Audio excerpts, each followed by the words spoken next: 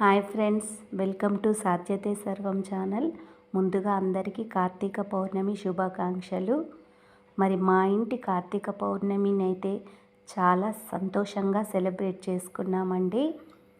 ఉదయమే 3 గంటలకు లేచి స్నాన సంధ్యాదులు పూర్తి చేసుకొని కార్తీక దీపాలనైతే రెడీ చేసుకొని తులసిని చాలా అందంగా అలంకరించుకున్నామండి.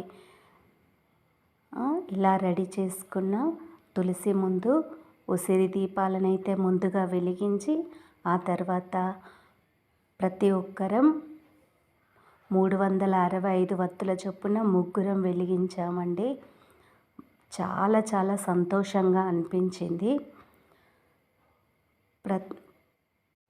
ప్రజ్వలించే ఈ దీపాల వెలుగులతో మా తులసి చాలా అందంగా కనిపించిందండి.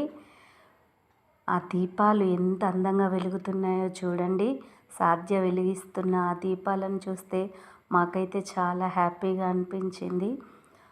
పాపం తను కూడా చాలా ప్రొద్దున్నే లేచి రెడీ అయి ఇలా దీపాలను వెలిగిస్తుంటే తనలోని ఆధ్యాత్మిక భావానికి మాకైతే చాలా సంతోషం వేసిందండి.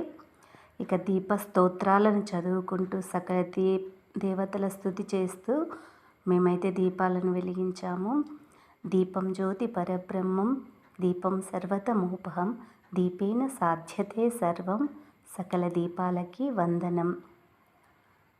దీపం జ్యోతి పరబ్రహ్మం, దీపం సర్వతమోపహం, దీపేన సాధ్యతే సర్వం, సకల దీపాలకి వందనం అనుకుంటూ ఈ దీపస్థుతితో పాటు శుభం కురుత్వం కళ్యాణం, ఆరోగ్యం ధన సంపద, శత్రుబుద్ధి వినాశాయ, దీపర్లక్ష్మి నమోస్తుతే అనుకుంటూ ఇలా దీప స్తోత్రాలతో పాటు అనేక దేవతా స్తుతి కూడా చేస్తూ మేము దీపాలనైతే వెలిగించామండి.